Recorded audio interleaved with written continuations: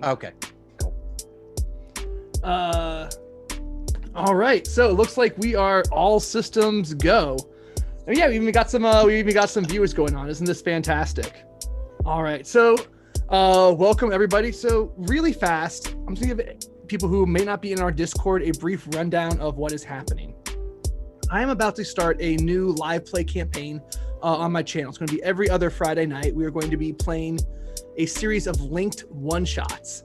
So each week is going to be a different one-shot campaign or one-shot adventure, and all the one-shots are going to be like kind of linked in a long campaign. It's going to be an episodic style campaign. But here's the twist, right? The players are all going to be members of my audience, like all subscribers to the channel. And they're going to be playing the same characters each week. So we're going to make a cast of 6 characters tonight. And then each time we play, 4 players will get to choose one of those 6 characters to play the session. I hope that made sense of what we're trying to do here. Rotating players, same characters, linked one shot, making a campaign. All right. And I think is everyone who is waiting, they should all be admitted. Oh, we got one more person coming right in. Awesome. All right. So I think we have a whole bunch of people who found their way here through the Discord. And we were already talking a little bit about it ahead of time about some ideas that we had. What I was hoping could happen here is maybe 1 or 2 of you could control the sheet or make a copy of it. You should have the ability to make copies of this sheet. And we can name them like characters 1 through 6. And I think that we already have like some characters already planned, right? Like was there in the Discord chat doing that? Yeah, I think a couple of us were. All right. Yeah, I was. It was the halfling Therianthrope. Therianthrope. Yeah, how do you pronounce that? I've been saying Therianthrope, but I'm not really sure if that's correct. I'm really bad at pronouncing words. It's your book. Well, it's Galder's book, I suppose. Yeah. Oh, okay. Therain? I don't know. It's the shapeshifter. All right, and so I guess really fast for people who might not be who are new to the stream too. This whole concept that we are running with is based on this book right here, The Killers of the King. After the English Civil War, the parliamentarians sort of captured the king and they chopped off his head. And then after a while, everyone in England's like, oh no, we chopped off his head. And they got his son, Charles II, to come back and reassume the throne, the restoration. And then the new king was like, oh man, those bitches who killed my daddy, we're gonna go get them. And so they hired a bunch of bounty hunters and mercenaries to go all the way across Europe and across the Americas to find the people who killed the king and bring them to justice to be, hanged, drawn, and quartered. So that's the premise of our campaign. Is you folks are going to be this team of mercenaries or individuals who are interested in bringing the killers of the king to justice. You are working or want to gain the attention eventually of the new queen. Right now, you're all low-level nobodies. You're level 3, and you want to really get noticed to get some of these higher-level bounties, right? Eventually, you want to get the contract to go after Peter the Huge, who was the sort of radical cleric in charge of the Gnostics. The Gnostics are the group that took over the city, captured the king, and chopped off his head. But now the Gnostics are driven underground, and you folks are going to go catch them. Cool? Sounds What's cool. up? I have a lore question. Yeah, what's up? So, how many followers do the Gnostics have now? That's a good question. So I guess you would say a lot, right? That because they are driven underground, like people aren't necessarily like shouting it out like they once were. But, it's still there, right? And for a while, they did control the government. They reigned for 3 years. So there were a lot of them. Is this going to be like a long journey, or do we have some idea where they are? They are well, your first setup, I think you're gonna know where it is, right? You have a clue. I'll give you a preview of how session 1 is going to start. Session 1 is going to start with 4 of these 6 characters. You meet in a tavern around a dingy bar table, warm ale, and at the center of the table there's a cheap handkerchief stained with blood with a monogram on it. The monogram belongs to a low-level Gnostic who was there at the king's execution and dipped his handkerchief in the blood as a souvenir. And from the monogram, you track down where he is. You're gonna go get him. Nice. That's epic. Yeah. All right. So first character. You said we have an idea for a halfling Theranthrope. Yeah, a few wear shape ideas for beasts got thrown around in the Discord chat. All right. Well, I guess we're the ones here. So go ahead and whoever's controlling the document, go ahead and make a name and write Theranthrope 3.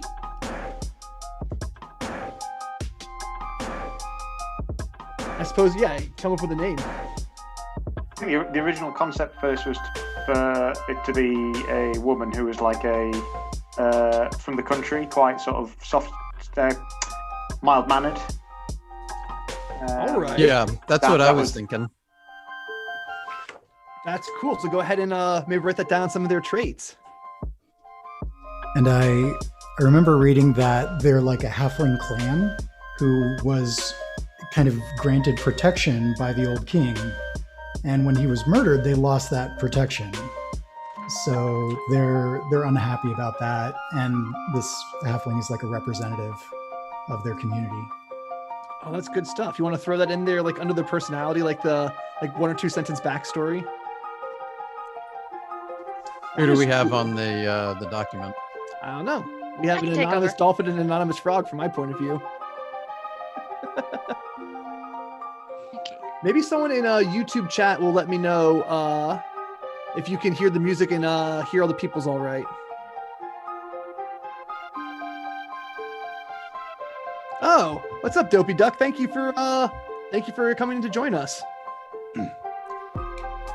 You just want us to throw out character ideas, or you want to go through one at a time?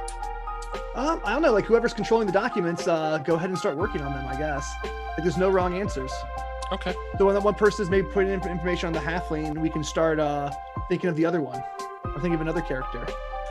Wasn't there an idea for a like a pyromancer or something like that? Yeah, that was my idea. I had a name kind of penciled in, Blaise of Breckenridge.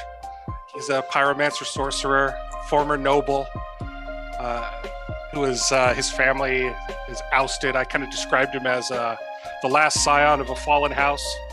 Yeah. He's looking to serve justice on the king killers. Perfect. All right, so I'm gonna go ahead and share this doc in the chat, right? Ooh.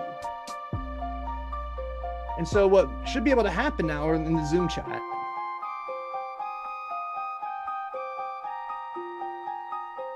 Maybe I'll be able to do this.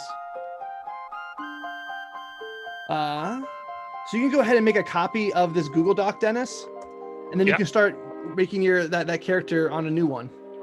Okay, I made a copy called Character 2. Oh, beautiful. You're 2 steps ahead of me. Thank you. Right.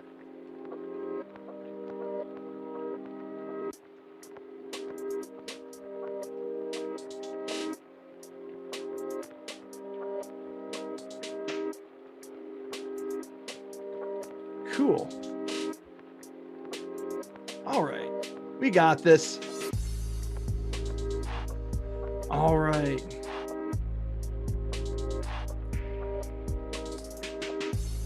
So guys, since we're sourcing ideas, here's my pitch. So I suppose most of the characters would be loyal to the king and really have a personal stake in this. But there could be one of them who's just a bounty hunter. I like And that. so I'm thinking this is an elf from a faraway land. And really the reason he's traveling for decades is because he's looking for legendary monsters that were part of some sort of prophecy. He's a hunter. But he hasn't found them, and he's frustrated, and he needs resources. And so he sort of became, over the years, disillusioned a little bit maybe by the prophecy. Is it real even, or not? And he started making money with, well, what his talents gave him, tracking down various people. And you can add to that he's sort of a loyalist. Well, he likes authority, so whoever killed the king can't be good. Well, he'll take up this quest. He's an elf archer, so I always like the idea of doing like a battle, not an arcane archer, like a battle master, dex-based archer character. Okay. What do you I like guys that think? idea. So yeah, so here we can Yes. throw something. We can throw something in on that. Like this city is supposed to be home to like the major temples of the religions. And you said he had like a prophecy about this monster who's supposed to kill. Yeah, I mean, it's an elf, so I thought it's like maybe an elven god or something, but if depends on what kind of religions are there. Okay.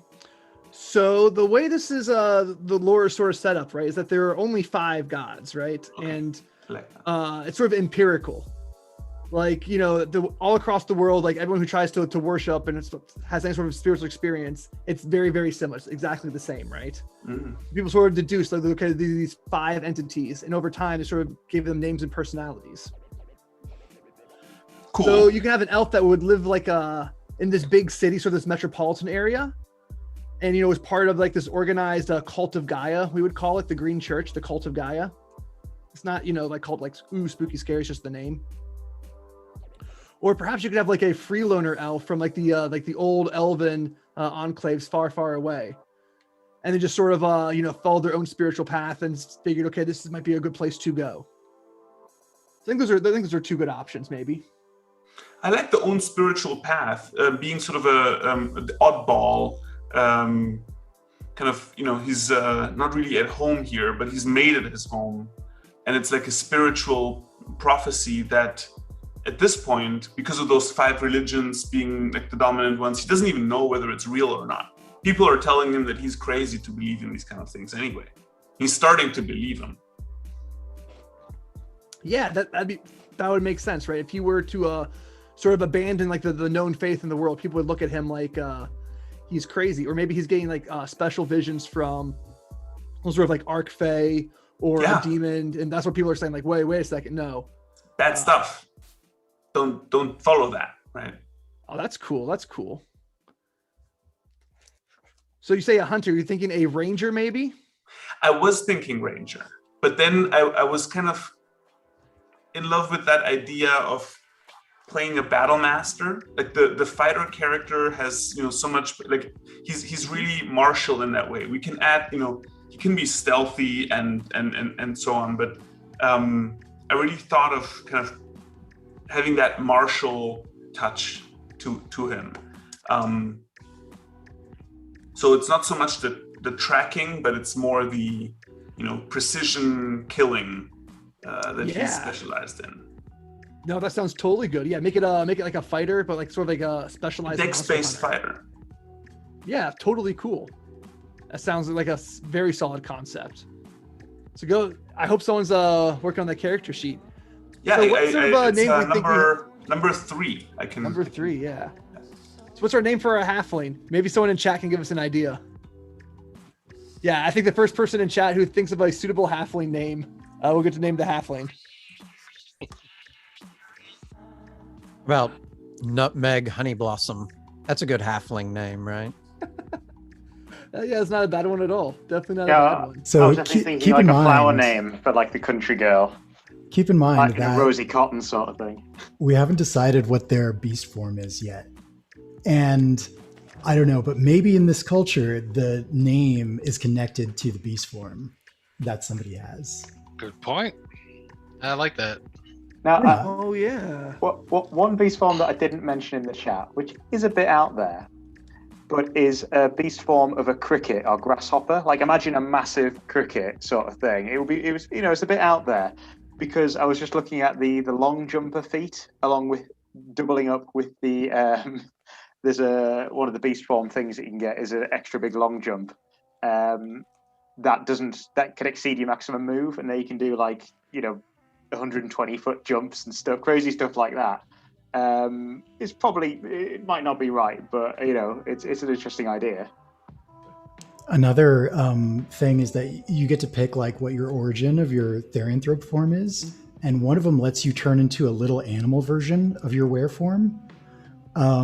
So if the character had that feature, we might want to pick a beast form that would be interesting to be a little animal version of. Yeah. So a rat or a cricket would help you blend in with your environment and not be noticed. I think someone in the chat was suggesting a giant sloth or something. Yeah, they were. I think I first mentioned that idea. I just thought I like the idea of alternative were creatures. Bears and wolves are cool, but I'm thinking kind of think out the box a little bit.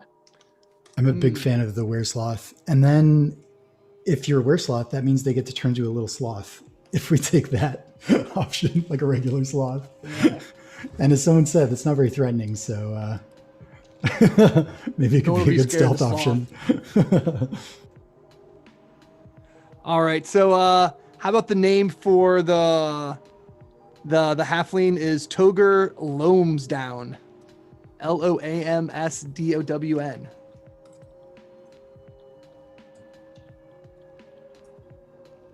All right, so what sort of animal Toger Longsdown? We have sloth. We have someone who wants to be a bug like a cricket, which is kind of odd. And I don't know. I kind of like the text here suggests an otter. I think that's kind of an unusual one. If you wanted to go more of the unusual weird shape, and I don't know. I think otter maybe kind of goes with halflings. They're sort of the Yeah, the otter definitely it fits. I was gonna ask what the tone you're trying to come across in the campaign itself. I think good question. Well, generally I run more grimdark games, and I think that's something that we can sort of go over here in a little bit too, a whole checklist of stuff that I'm gonna have to put up on our Discord. But yeah, I tend to run, because we're setting this in my world, I get to set the tone a little bit more than we're running in generic fantasy land. So yeah, you guys are going after people in bars and, sort of skullduggery, and you're going to bring them back to, be disemboweled and have their heads chopped off and then cut into 4 pieces. Right? Oh. So it's, the grisliness is there. Okay. So yeah, so probably more heavy than levity. So follow-up question. Yeah. I got this idea from a video from someone we know with nice hair.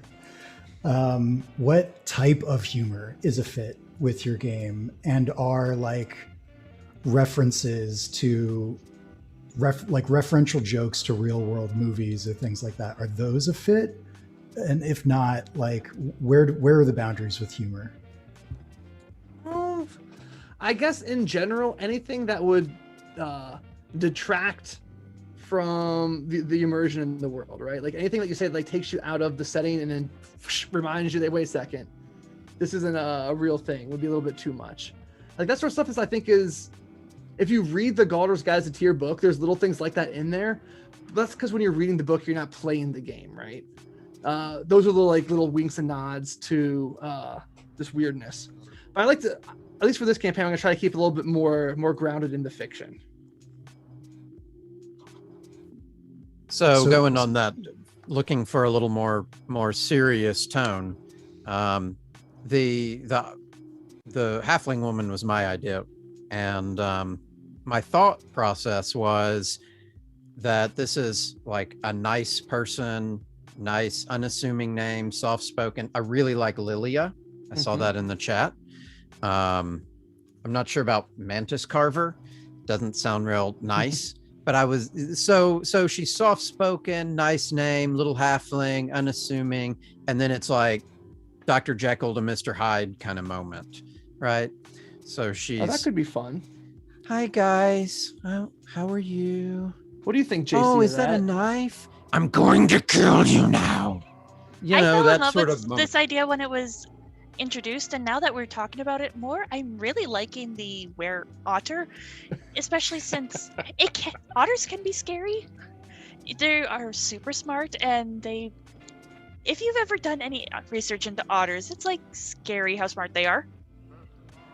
Okay. Maybe not. They also have Yeah, really powerful jaws, like And I feel very like- dangerous.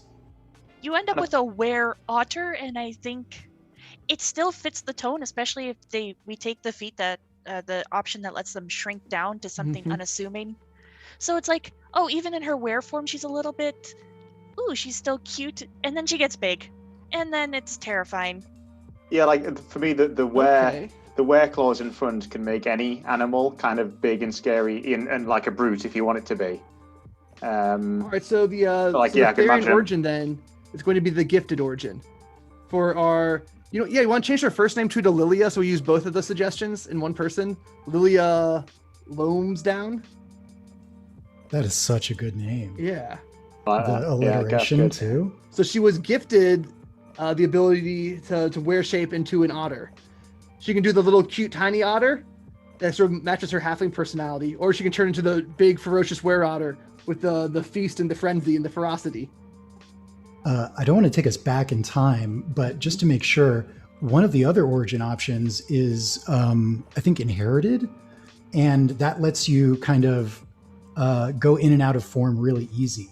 And Drew was sharing this example of like mid-sentence, like, "Oh, is that a knife? I'll eat you."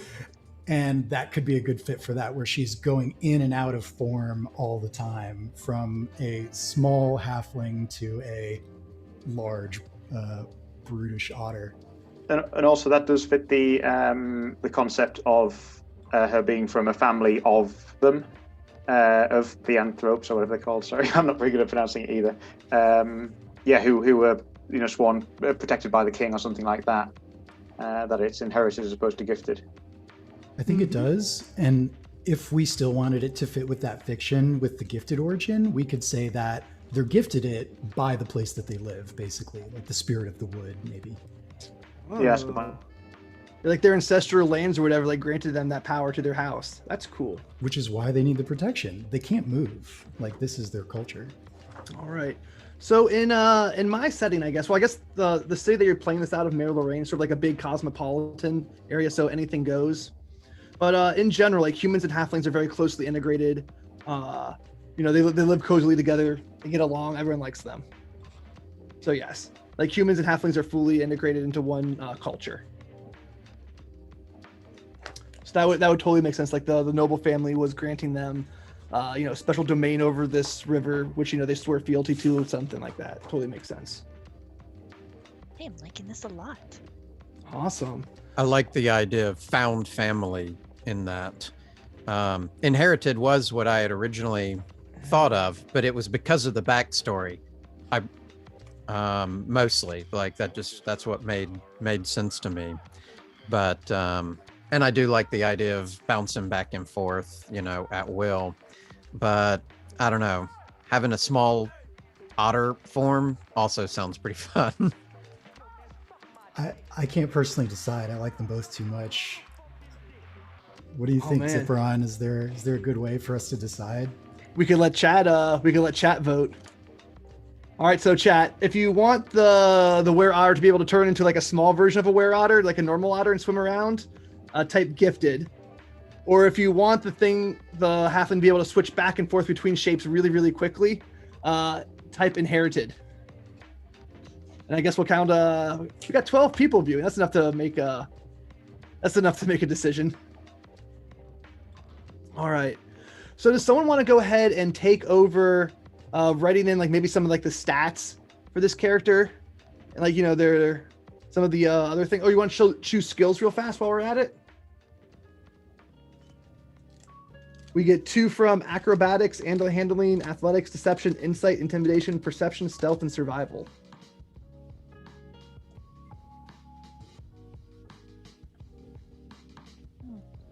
Kind of rough without knowing the other choices we might make. Yeah. Like the overall picture. Could we make a We've got provisional 2 for choice? inherited in the chat so far. Because if they're able to go in between the two shapes, stealth might be a good option to have. Good thinking. Yeah, that is a good one. I was And you thinking can never go more wrong with perception. dexterity based rather than strength based, so that would make sense. Oh man, now we got 3 for gifted. It's heating up. Oh shit. See if we mention it. Oh We'll be man, 4 or like, 5 "No, I for want the other gifted. one." Oh boy. With All 12 right. people, I don't know if 5 can be beat. Okay. Yeah. So I guess if you're gifted, you can go into your tiny otter form. The chat is all about the cuteness. You know what? That's as good a reason as any. So let's go with how about stealth and perception? Like you can never go wrong with those 2 skills. Yeah, those are solid. Awesome. Wait, so they might be a dexterity wisdom based brute form? That is fascinating. I mean, it works too. There's nothing in the brute subclass that needs you to have strength.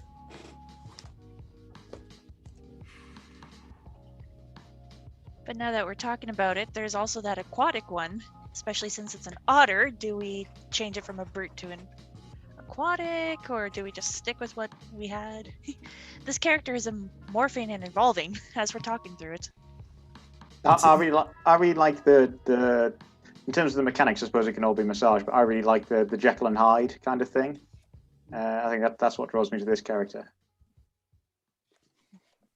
So when I Let's see look now. at the The features aquatic of aquatic, form, you get your swim speed, and then at 6th level, you can grapple creatures with your powerful jaws, as opposed to the brute form.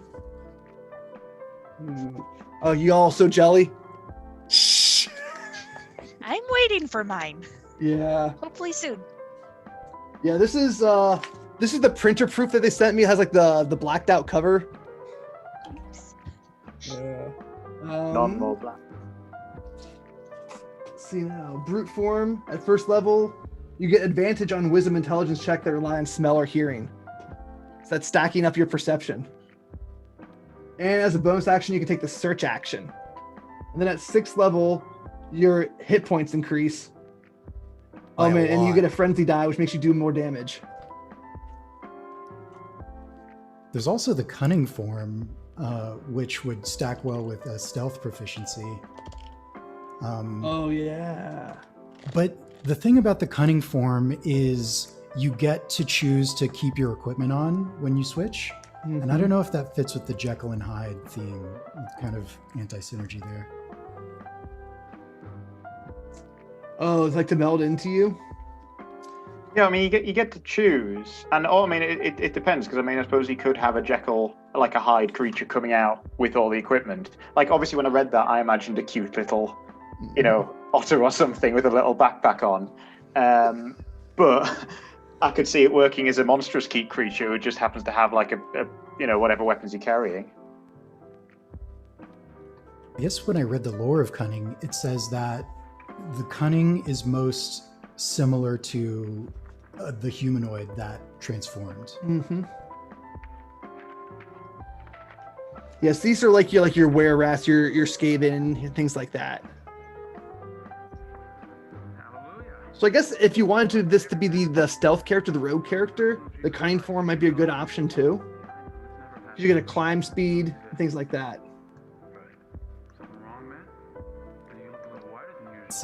It's interesting going into this stage of character building. I am usually kind of this team-based, almost like min-maxer. Like when I'm building a character, I'm like, hold on, I want to know what all the other characters are doing until I really specialize. This is a challenge for me. I don't know. I think I like the brute form thematically. Yeah, I kind of like the brute form thematically too. Yeah, I'm thinking. Yeah, brute form. I would say brute or aquatic. The aquatic doesn't really get great abilities unless you're doing like a aqua themed campaign, which we might go. We might get there. I'm falling in favor of brute over aquatic. Yeah, I'm thinking we should stick with the brute form from the from the So original. that makes this character kind Likewise. of a barbarian, tanky almost. They have damage resistance. They're going to get extra hit points. They do a lot of damage. Mm-hmm. But And when they they're in their human can form- smell and hear with the perception. It's like they're like the scouty barbarian almost. That's I think so it- cool. It fits the intent of the character more. Yeah. So Oh yeah, and we go with the gifted origin. They can also turn into the little cute otter. All That's right. really, really cool. Cool. All right, so I'm gonna go ahead and try to switch over to a different sheet on screen, but I'm hoping some of you folks can go ahead and fill out the rest of this information, like as we're going on. Right? Does that make sense? What I'm asking? Yeah, I'll continue working on this if someone wants to help me, maybe. Thank you, JC. I appreciate that. So I had an epiphany a while ago, and I want to ask if now's a good time to talk about it. It's a character idea for a new character for the group, or if I should save it for later. Oh man, this one's already set up. Look at this. Oh man, Blaise of Brackenfield. Okay, let's walk through this one. I Then can we just circle back to forging your character ahead. concept because this is already on screen? Sure. But yes, now's the perfect time to talk about that sort of thing. All right, sounds good. Let's do it. All right. So I put some things down in personality, things that I think are helpful to role play, because I know that somebody's going to have to come in and pick up this character and play it in a game. They're going to have to like read the sheet over real quick, minimal time, and I wanted to give them some cool things that they could play around with playing this character. The whole idea here is the passions are smoldering intensity, not open flame. So that way if they're not feeling like they're a very outgoing player, they like to be a little bit more reserved. They don't, that might help them. They don't have to be losing their temper, shouting all the time, that kind of thing, smoldering intensity. So, and then leaning into the fire thing, just like really leaning into it hard. I wanted to put in, he's terrified of swimming, boats, open water. He doesn't like water. He's cold all the time, even in mild weather. It's like it's too cold for him. He likes it hot, so he's always bundled up. Just stuff to, just little RP things you could do. And then the one of the things, now I don't know if this is in your world, but I threw this in here where he's like, his one vice left over from his days as a noble is he's like chain smokes cigars. He's always got a cigar. It's clamped between his teeth. He loves it. When he runs out of cigars, he just complains all the time about, I'm out of cigars and let's get more cigars. Just something like that. No, that's perfect. That's perfect. I love it. The cigar is definitely like a luxury item that one would be able to acquire in this, capital of the world. Okay. But not like somewhere else. So that's perfect. So then I was thinking spells, obviously, we're going to lean into the fire spells. Firebolt, control flames, create bonfire, green flame blade, that kind of thing. Burning hands, shield. Well, shield, obviously, you got to stay alive, so you need shield. But fog cloud, I was thinking fog cloud could be something more like steam or smoke. Oh, that's cool. Yeah. Kind of play it like that, where he just it exudes this steam he just from his body. And then of course scorching ray. That's like if you're gonna, I love the idea of the like the fiery soul, and everything that comes out of him is just fire tinged in some way. I didn't want to make him a Ganassi, fire Ganassi, it's too but I love the idea of a variant human. When he goes through that ignite feature, that's part of the pyromancer, where his body kind of catches fire. I just felt like you could see his veins turning red in contrast to his darker skin. And I posted a picture in the Discord chat. Oh no, I loved it. I love that picture. And it's just. I just think that this would be a fun character to play. Yeah, no, I'm gonna go ahead and copy the ignite feature into that sheet. Oh yeah, because I'm super cool and I have the Galder docs. Ha ha ha ha. Thank you, everyone, for getting the book. By the way, we are like 20 copies away from going gold on day 2, and that's fantastic. Cool. That's fantastic. Oh no. Yeah. Stop. There you go. Cool.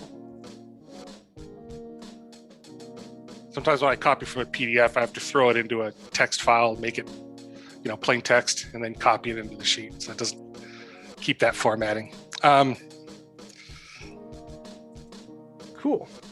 Yeah, it's a pretty, I think as a sorcerer, we're all pretty familiar with sorcerers, right? Mm-hmm. So, yeah, I love the pyrokinesis though.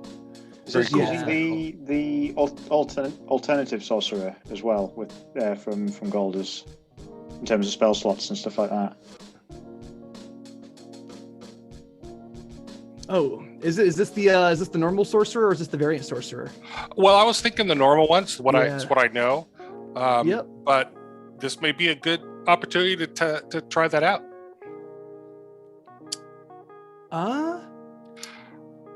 We can just leave it the way it is. One thing for the. I mean, it will work, but this is good enough. This is nice. I like it. I also, because he's a variant human, he starts with a feat. So I gave him the Elemental Adept with fire spells. It's a little bit of. I know that one of the things that the Ignite feature does for a pyromancer is it can ignore resistance.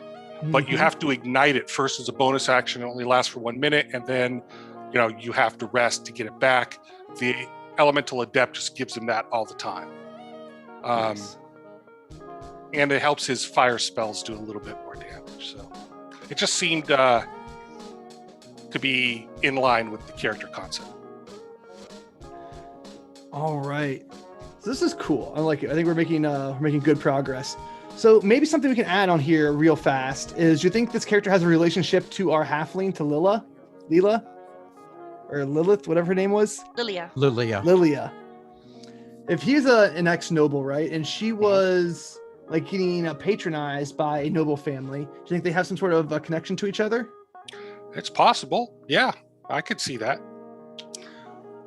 Was she a city dweller or mostly in a kind of a shire type situation? Where's she from? I guess we were kind of saying that she had like her family had lands like maybe like outside the city a little bit, like in a little area outside the main city. Yeah, I think it was like a bit of a fish out of water situation. She was out in the country, a bit of a country bumpkin. Yeah, that's exactly what I had in mind. So maybe this guy could have owned the estate next to her, right? Like maybe their lands butted up to each other. That's what I was thinking. Yeah. Yeah. His father might have been the closest lord. Oh, there you go. And how did this guy get his powers? How did he get his pyro powers? All right, so here's a little something. Okay. In my world, for like lore building reasons, most people who are like of noble descent, most noble families are sorcerers. They have the ability naturally have magic. Well, that sorts that then. Yes, it does. Good. That's very good. That's so cool. Yeah. And so it's a bit of a question, right? Is whether or not they have powers because they're nobles, or they're nobles because they have the powers. Sure. I like that. Okay, so how about if he was like his family used to belong to a group of lords or whatever, or he was a sign of a fallen house. Is it his house that fell, and then our halfling lost her protection?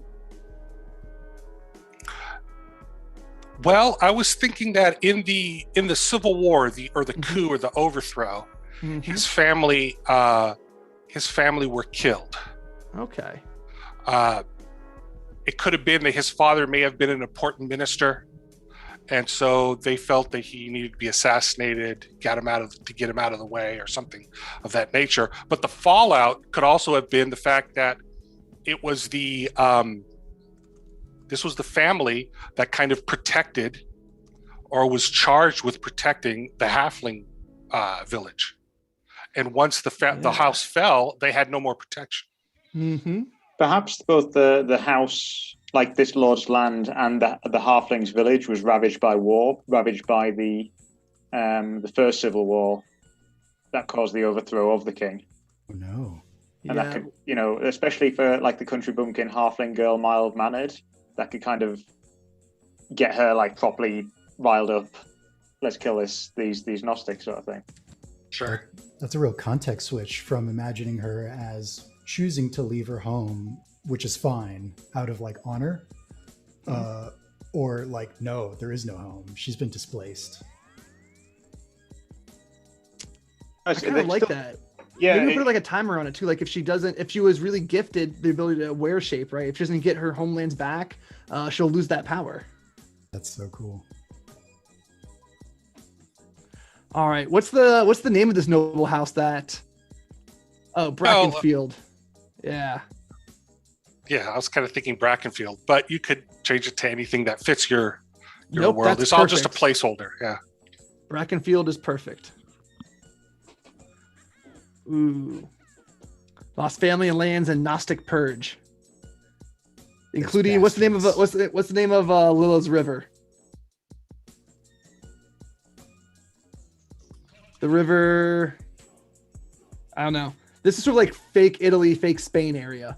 What's a fake Italy's fake Spain name? Someone in chat help me out. I really only know one river in Italy, of course. Tarzino. The Rubicon, right? Tiber. Well, yeah. Trying to think of one that works well said with an English accent. Tarzino's cool. Tarzino. That's Yeah, what I that had, was cool. Yeah.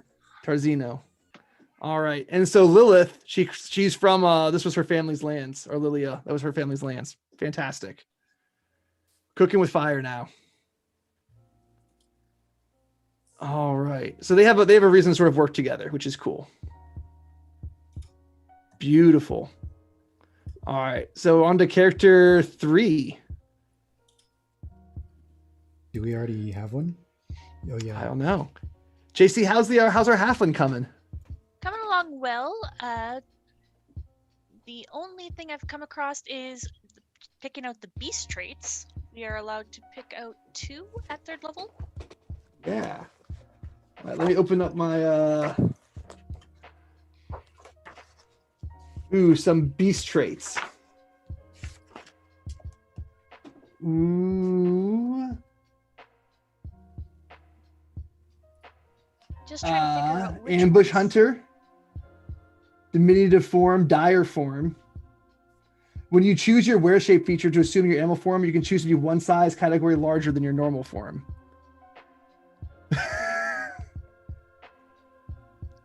That'd be a very terrifying were otter. Yeah, so you'd be instead of like the little tiny otter, you could be a large otter. Let's see now. Feral charge. You can move up to 20 feet and hit them with a melee attack. Or be knocked prone. And then you hit them and they can get knocked prone. Moon beast. You can use your wear shape without harm. That would be. Ooh, run with the pact. While in your wear shape, if an ally within 10 feet of you takes the dash action, you can use your reaction to move up to your speed. Ooh. So those are some of the ones that are available at 2nd level. Just trying to stay on theme here with the Jekyll and Hyde theme. Yeah. I think the maybe the feral charge, because that sounds pretty vicious. Or maybe the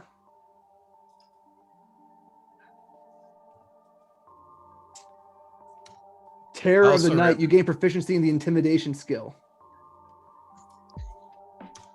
Yeah, I was thinking Predator, kind of for the same reason, because you get to add double your proficiency bonus to intimidation checks with Predator. This is a very scary otter. Predator really fits with Brute in a lot of ways. You add double your proficiency bonus to track creatures. Yeah, Predator's nice. Okay, so Predator Predator fits is in one. a lot of ways. Yeah. Right next to it is supernatural reflexes, advantage on initiative rolls in your wear shape.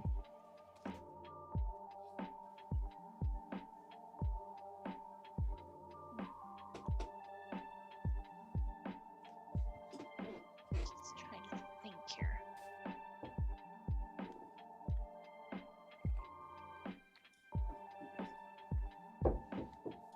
All right. That dire form is really looking good for. Am I the only one who Which who's origin did we go with? We went I with think gifted. we went with gifted, yeah. So she can choose to go really tiny or really huge. Oh, if she wants to be a tank, then being huge is good, right? Well, you're not More surface area to get attacked. You're either going to be like a small otter or you can be a medium otter. So you can be like an otter, like a humanoid size. Your wear shape stays the same size. It's just when you're changed into your animal form, you can choose to be a bigger version of it. You can be a dire otter, essentially. I see. Okay, so maybe not. All right. So we're on character Tiny 3. I have this one up on screen now. Orain Liaris. The fighter battle master. That's right. All right. So tell me about this personality. The wood elf? He's a wood Yeah. elf. He's been living in the city for a while, but he's still he's made some friends, but he's slow to make friends. I have an idea of who could be his connection here, but he's a bit harsh, a bit he has a pretty bleak worldview by now. Okay. He just needs to make ends meet and is waiting for that destiny to be fulfilled. But by now, he just makes do being a bounty hunter. So his personality is, let me get the job done. I don't particularly love what I'm doing, but whatever I'm doing with honor, and I'm doing it right. It's kind of this perfectionist, perfectionist streak. Being an elf, he spends a lot of time doing things right, and he's patient. But he's impatient with the short-lived races who rush into things. Excellent. So something that I kind of ask the players, if you're going to play, not a human, not a halfling, then you really should try to lean into like the alien nature of the other races, right? Like elves are freaking weird.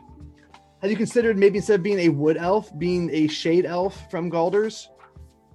Sure. What are the shade elves? What's their story? It's pretty much that. It's more of an extreme version of that little thing right there, that they are very much ageless, very much do things the same way, very forlorn and sort of bleak in their outlook on things. Awesome. That fits perfectly. Mm-hmm. Yeah, I think I would really lean into, there's always this danger of playing the lone wolf, and then it's like, oh, I'm a lone wolf, I don't like people. That's not a good character concept, to play in a group.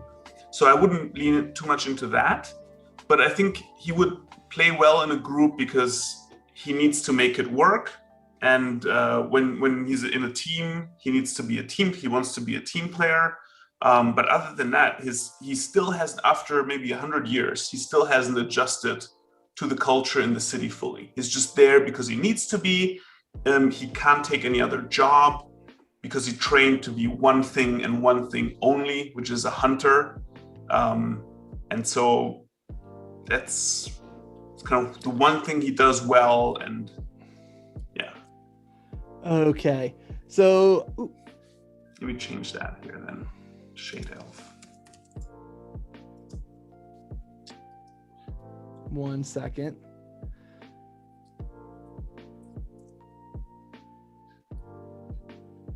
I'm doing a lot of things right, so my computer's getting kind of angry at me.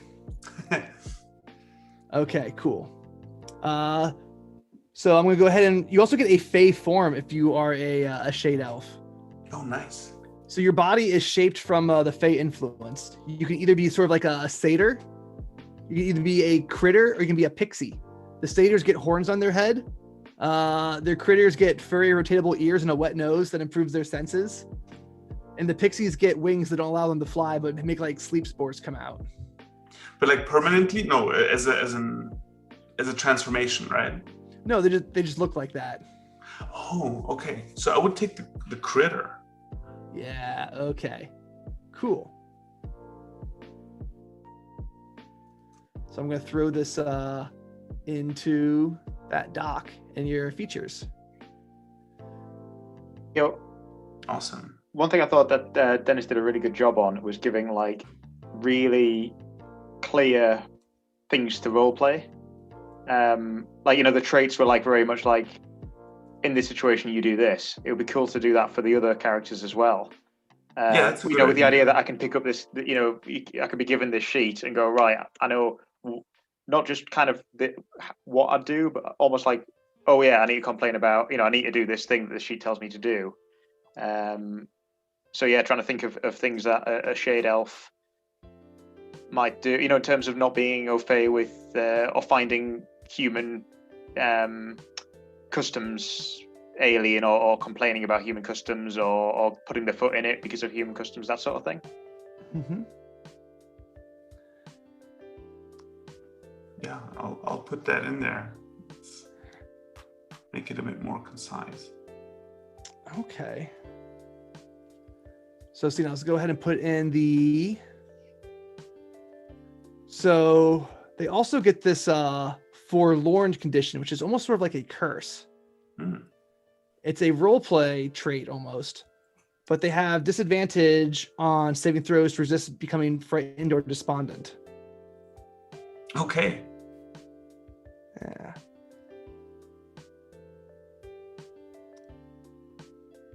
And you also get some magic, don't worry.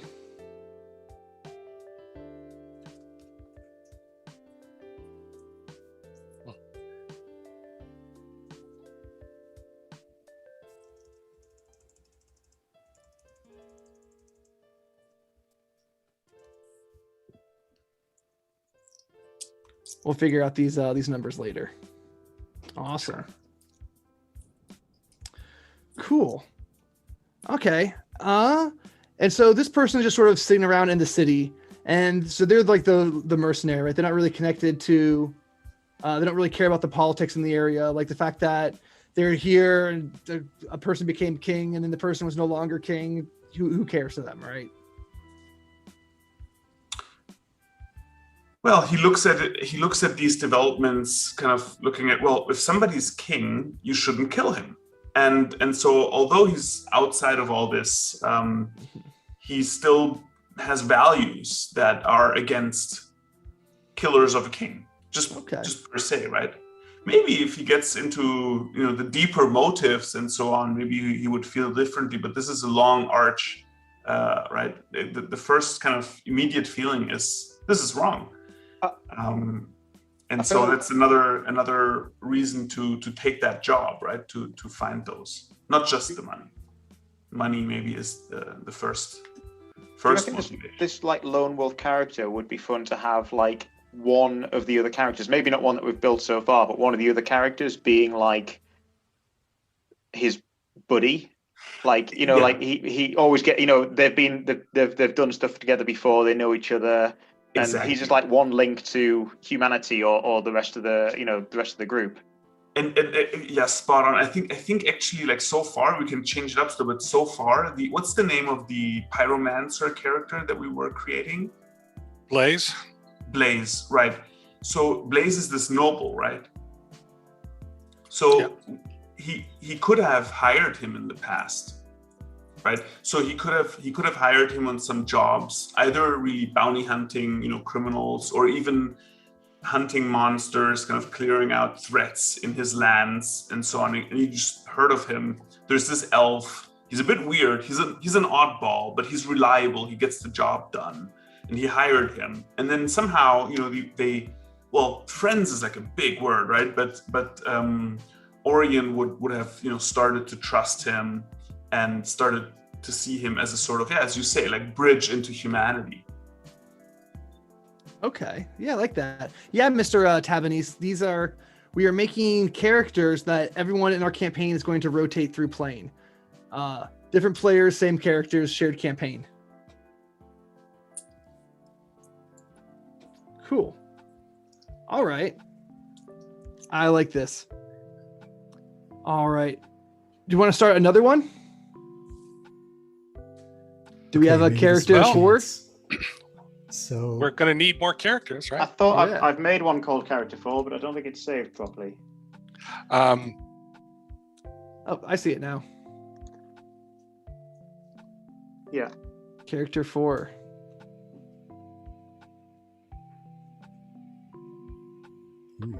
So yeah, I'm not very good with names. I haven't named them yet.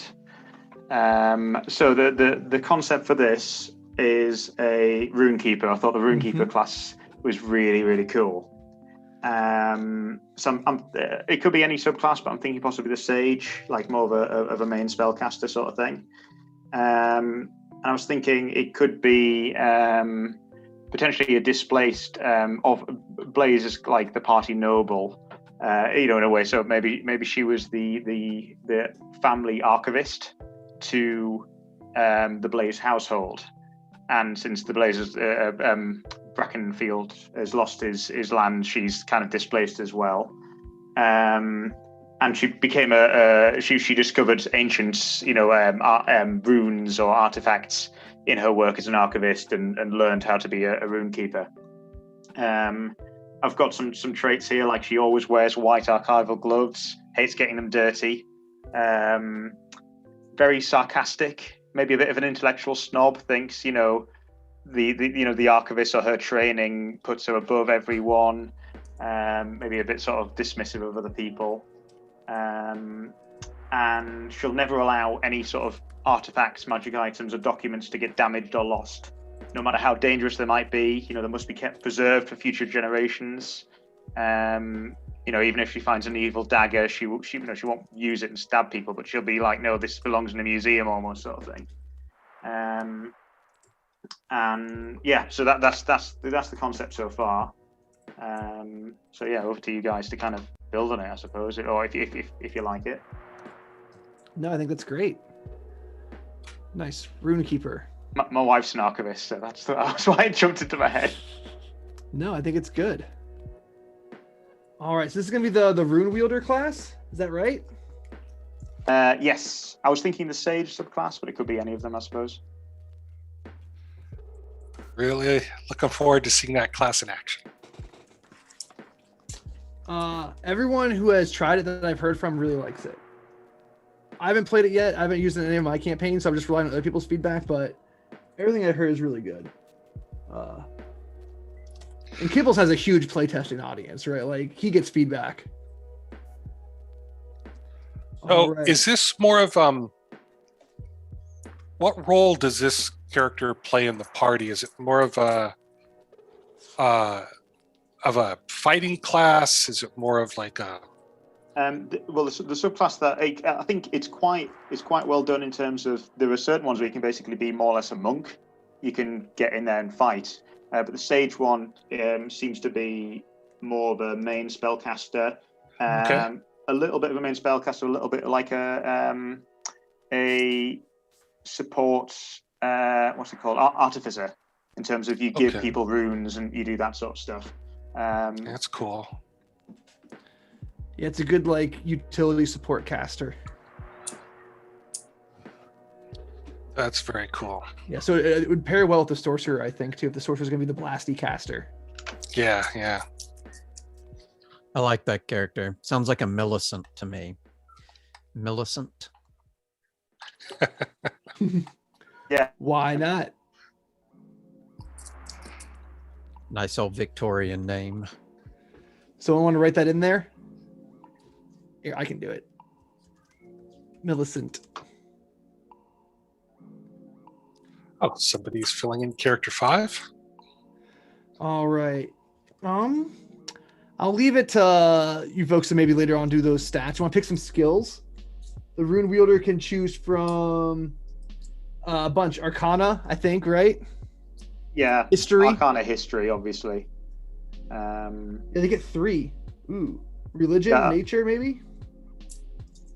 Religion, probably, yeah. Arcana history, religion.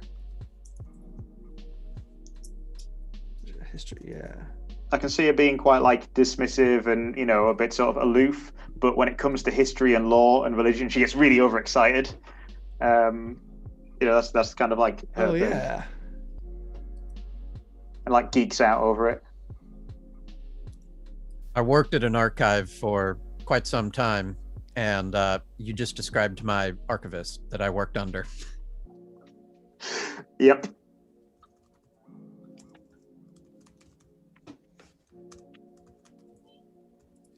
Light medium and only simple weapons right now. Shields.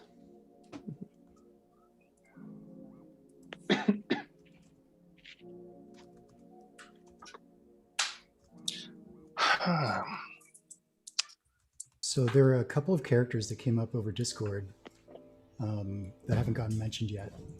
Yeah. Oh, the rebel, right? Yeah, the rebel, which might be a Gnostic heretic who doesn't agree with what the Gnostics have become. Yeah.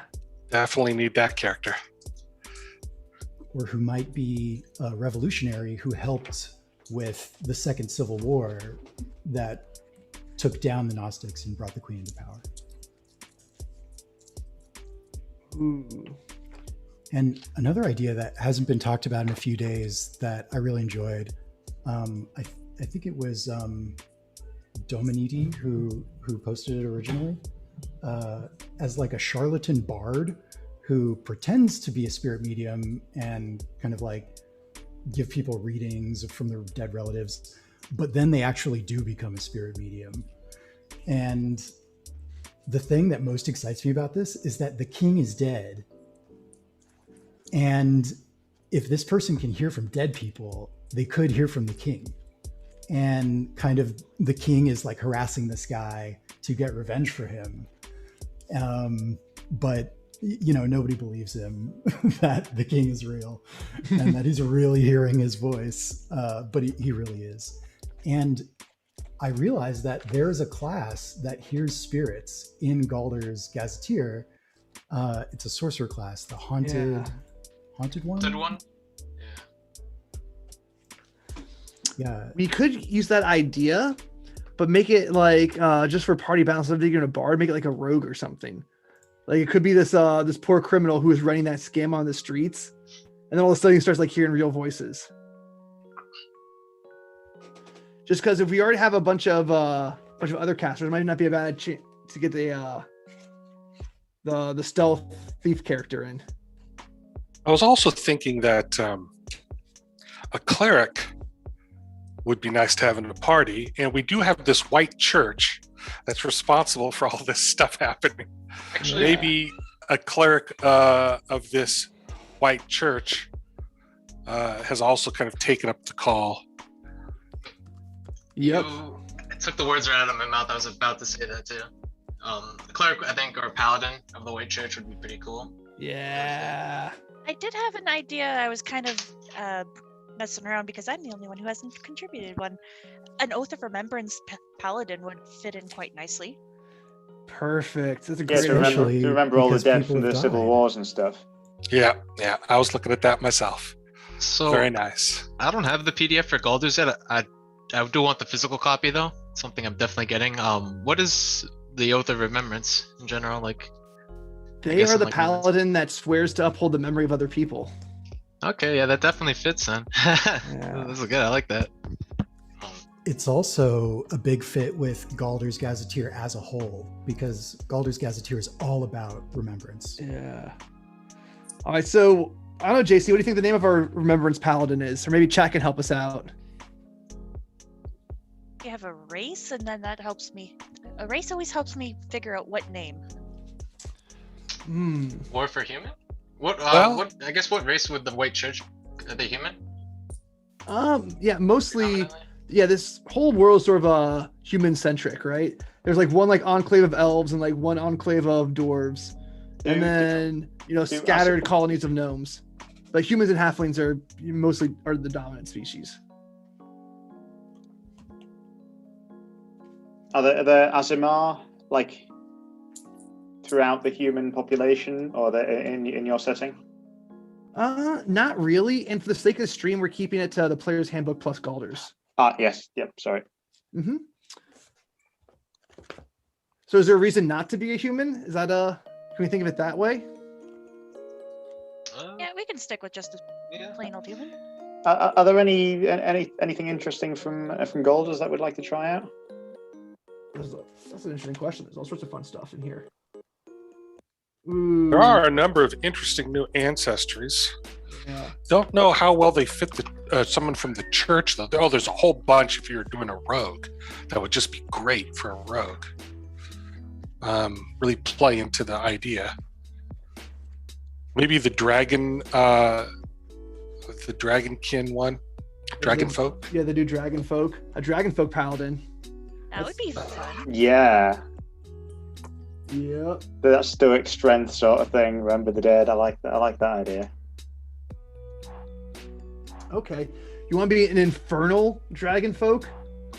Like you were plagued by like these visions of like a hellscape that your like people are cursed with. I mean, that's why you joined the White Church to begin with. Try to find a way around that. Ooh, that sounds really good. Okay.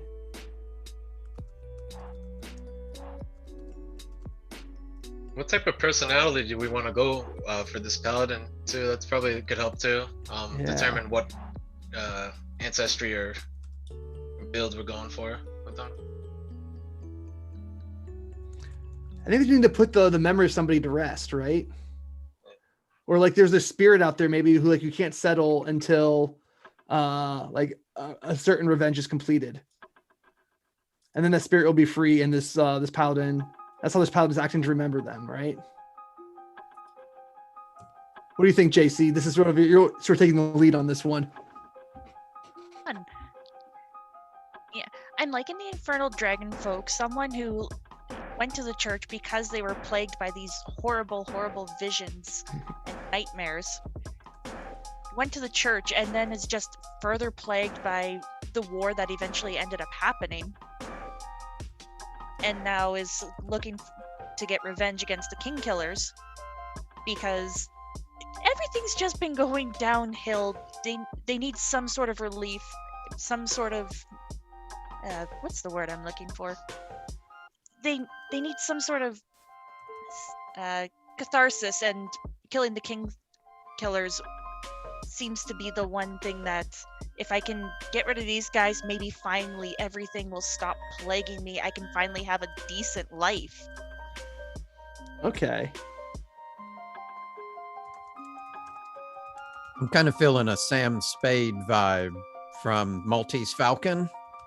Like this is not somebody that writes everything on their face. They're going to remember you, but they're going to remember you by doing something about it. They're not going to remember you by just wailing in the street, right? I don't know if y'all have seen Maltese Falcon, but Oh yeah, yeah, it's just one of the greatest movies ever made. So. yeah, just that. Actions speak louder than words. Mm-hmm. The White Church was to ease them. Then the war came.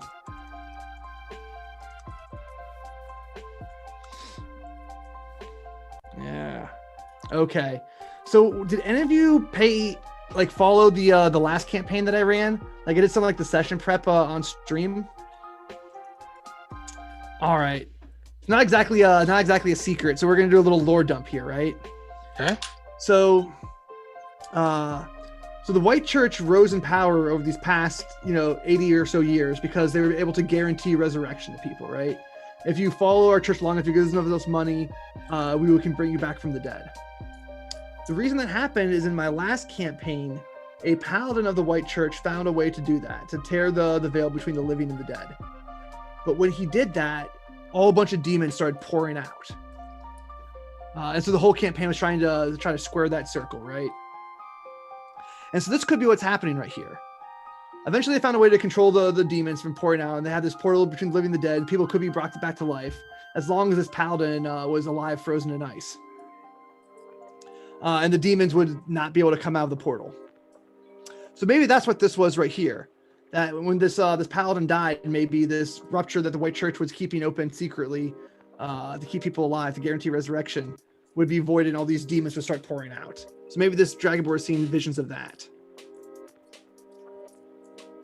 Okay.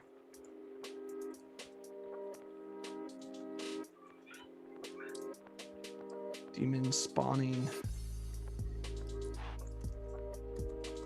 I just want to say I didn't realize that connection, and now that I see it, it's so cool. Because I was following that stream, and then I was wondering, oh, what's going to happen now after the campaign? Now we know this is the result. Yeah. This is the follow up. I was especially wondering, like, oh, well, he succeeded. What's going to happen with these portals? What's going to happen with resurrection? Well, this is what happened. Yeah, the White Church got control of it. Like, wait, man, we can bring people back to life. We get all the monies now, as long as he was alive, frozen in ice. All right, it's kind that's of a so cool that perversion of the that's so intention. cool. The intention was like man, to make it you just available made my to day. You have no everyone. idea. I'm glad. All right. So these infernal dragon folk, I forget what's their ability. Oh, they can. They have a weird feature. Ominous sense. Ominous sense, yeah. That's not the right spelling. Let's see. That's not the right word either. So it's like in combat, you have advantage on perception checks or something like that. Right. Equal to your charisma modifier. You gain a bonus equal to your charisma modifier. You gain a bonus to your passive perception. So it would be that's a good guy to have around if you're being plagued by enemy rogues, I guess. Mm-hmm. It'll be very hard for a rogue to hide themselves from this guy. The anti-sniper. Yeah. Yeah. Acolyte of White Church. Yeah. Fantastic. I love this lore, by the way, as it sort of reigns in, free for all resurrection, and it's a little bit, makes death matter more. Yeah. Yeah. No, like, if it's all gone now, well, maybe. Your characters don't know that. All right. Cool. So we can fill in the paladin stuff a little bit later. So do they have any connections to like the other party members, you think? Could this be potentially the elf fighters link? They're both foreigners. They're both other races. Mm-hmm. Did we have a link for that fighter yet? I think that's actually kind of a point of contrast, because this person has fully integrated into the society, but the elf hasn't, right? They're sort of standoffish. Yeah. Okay, there we go. We can write that in here.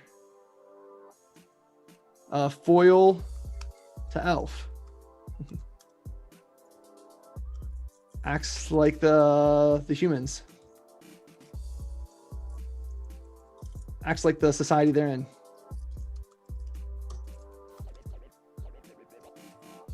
Cool.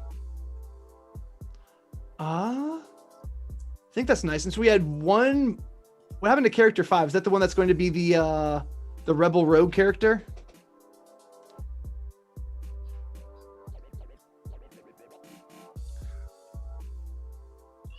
Or do we have them all? Yeah, I don't see it anyway, unless I missed it. We've got two character 6s there. Two character 6s? Yeah, I can see I see. Yeah. Oh yeah, Gnostic Heretic. There we go. Beautiful.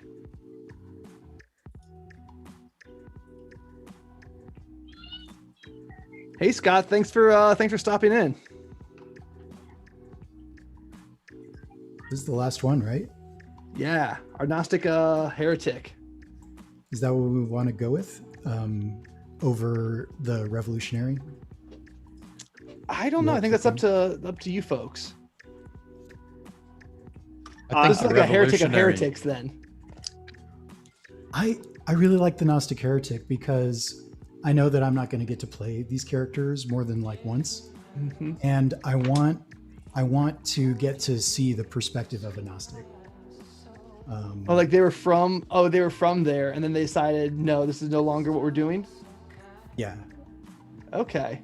Yeah, like he was an original OG Gnostic, potentially even maybe on the wrong side, on the Gnostic side early in the the build up to the war, but then realized, or before that, this went, no, these guys are going in the wrong direction. I don't like the too militant or whatever, and chucked them off. So he vomited out the Kool-Aid. Yeah. I'm almost All right. imagining that this is someone who is a true believer, and it was the rest of the pack that went the wrong way. Like there was a core that inspired Gnosticism that was genuine, and they still believe in that. And this guy's like really charismatic as well, and maybe even was influential in getting it off the ground. Yeah, but then it's like, oh, what have I done? You're like, I helped this happen, but it's gone wrong. Yeah. Oh, the movement got away from him. Yeah, exactly. And he still could be involved in the Second Civil War, so he could also be a revolutionary. I mean, both of those those aren't mutually exclusive in my mind. Yeah, he was waving the flag on the sort of counter-revolution side, on the what's it called, How about he's reluctant to talk Reformation. about the Gnostic views because he's ashamed of them, and everyone else wants to get that information out of him. Yeah.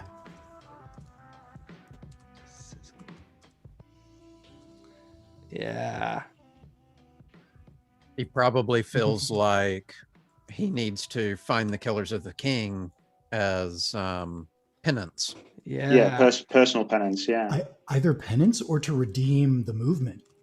If those guys can be destroyed, maybe it can be turned around in some way. Maybe you can take over again, or not again, but kind of Well, persuade the others to view it in a different light. or at least the spiritual beliefs, right? Yeah, like not the political movement, but maybe the core, the spiritual beliefs. Can be Yeah, like redeemed. maybe he believes Gnosticism is right for the people, people need this in their lives, just not all that killing king's business.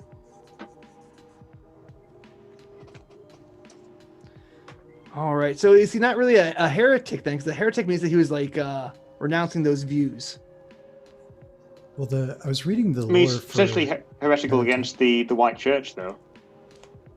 but so the lore under heretic it's all about opposing like a religious force, right? So he could oppose the Gnostic order as it currently stands. Yeah. Okay. Cool. So he opposes them, and he's not really. Okay, but he hasn't quite given up the beliefs yet. Will that not work as well? No, because we can say that he's given it up the thing altogether, right? He somehow got it out of him. He may have Okay, yeah, maybe. Yeah, because if we're not meant to know the beliefs of the Gnostic, this is where we were kind of in the chat saying this is going to have to be very much dependent on the DM to guide us in this character creation, because we could just have a character that knows that in his head will know all the plot details, which I think will be a lot of fun, because then that player, whoever playing it, can get a role play moment each and every session. Right, like they'll have a little secret bit of lore that they can tell the rest of the group sometime during that session. I think it's kind of cool. So I think, Zip, what I'm hearing from you is that like maybe this isn't someone who still believes in the core of Gnosticism. Maybe this is someone who was around for it, but is completely against it now. He like changed his faith. Yeah, sees the poison that it was. Yeah. right. So So he's maybe completely like anti-Gnostic. got into it early, became a leader in the church, got other people into it, and then suddenly went, oh, no, this is bad. I'm out. He's like, it's then a is doing his multi-level penance. marketing scheme. Or it Gotta could get out of be this cult. someone like Littlefinger, sort of, who just kind of is opportunistic and goes with whatever side has the upper hand. I think the idea of a heretic is more like impassioned, right? I think that's sort of their key feature. I feel like we've got a lot. Oh, right, it's a heretic. Yeah, it makes a lot of sense. I feel like we want someone like, I think we've got a lot of kind of like darker characters. I feel like the party could do with someone who's like really, really, passionate and kind of has very strong convictions. Yeah, that would help the dynamics. Yeah. Is this person just like anti-cult? Like he wants people to be freed from the influence of cults like the Gnostics? That's not a bad idea, right? Like the way I'm sort of imagining this idea of Gnosticism is like literally a mind virus. Like once it gets inside your head, it's there. Right. Wow, cool. Yeah. So he wants to free as many people as possible from the mind virus of Gnosticism. Yeah. Yep. Free their minds. Do you think this person is happy or upset about what happened? Are they glad that they're free, or are they resentful that they went through it in the first place? I put down the word shame, but I'm not sure how you folks feel about that. Maybe regret. Yeah, shame, regret, I guess. I like that. Yeah, I can feel. I think there's a guilt in there. Like he feels guilty for getting other people into this. He was there going around, preaching, converting, and then suddenly it dawned on him that he can't. He feels like he couldn't undo that. It's the mind virus has got in there. So now he's trying to do everything to kind of like to make it right. To make it right, he sees all these souls that he's kind of like lost, that he's converted to Gnosticism. And he wants to do right by the people. He wants the people to be freed. Yeah. All right. I think this is turning out pretty good. I think we still have like 2 weeks to go ahead and fill out all these like little details, the little accidentals here. Do you want us to be a human, or do we have another race in mind? Do we have other options since this person was a Gnostic? I mean, yeah, you can make them anything you want. You could make them like a dwarf or an elf or a gnome or something. A gnome might not be a bad choice. I guess sort of in the setting, gnomes are sort of like permanent refugees. Like wherever they go, they're sort of like downtrodden. They don't have a homeland. So they're always trying to find something to believe in. Yeah, so they're very susceptible to cults and things like that. And that got him into Gnosticism in the first place. Exactly who would get. There we go. And also the gnome class, I like because the heretic, the rebels, very much a standing in the back, telling people what to do sort of class. Giving people bonuses, and I just feel that fits a little gnome very well. Yeah. Plus, it can hide easier. I think it's a smaller race, so it fits into the playstyle too. Yeah, that's exactly right. That's exactly right. Optional rule. Thank you for knowing your religious history. The real world, like the Gnostics, they thought that it's secret knowledge that if you weren't properly trained, it would like blow your mind too much. People weren't ready to accept it. The truth was so radical. Something was said earlier about his emotional state of, now he's aware of what's going on, and if he's not happy anymore now that he has this information. I think that's something to play off of. That'd be pretty cool. He was happy back when he was a Gnostic, but now that he knows all this stuff, he's ignorance is bliss. Now he's not happy anymore. Yeah, the truth didn't set him free. Now he feels like it's not like he wants to do this, but it's like more of a duty, so maybe. Are we feeling this character's a male or a female? I'm kind of not. I don't know. I'm tempted by female, just to sort of make because I think we've got two female characters so far. The halfling, and the scribe. And the scribe. Well, the rune wizard. Yeah. Cool. I like female. Got away from her. All right. Free their minds. Awesome. Beautiful.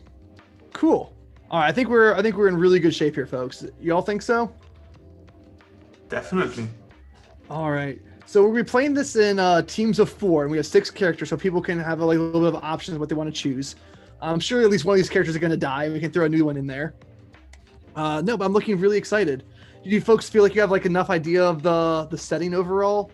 Sort of get an idea what's going to happen? More things are going to be revealed as we play, but I feel like you're grounded.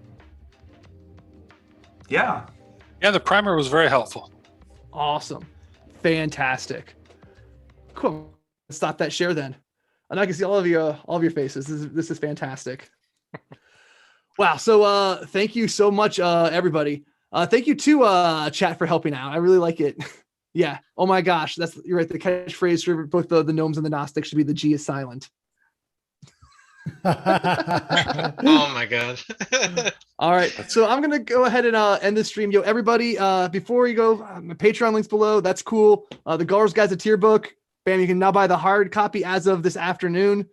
That's awesome. It's all going to charity. My Discord link's below so you can get in on this campaign and play yourself. And as always, you have some thoughts on all of this, be sure to let me know in the comments below. Yeah. All right. Great job, everyone. Thank you.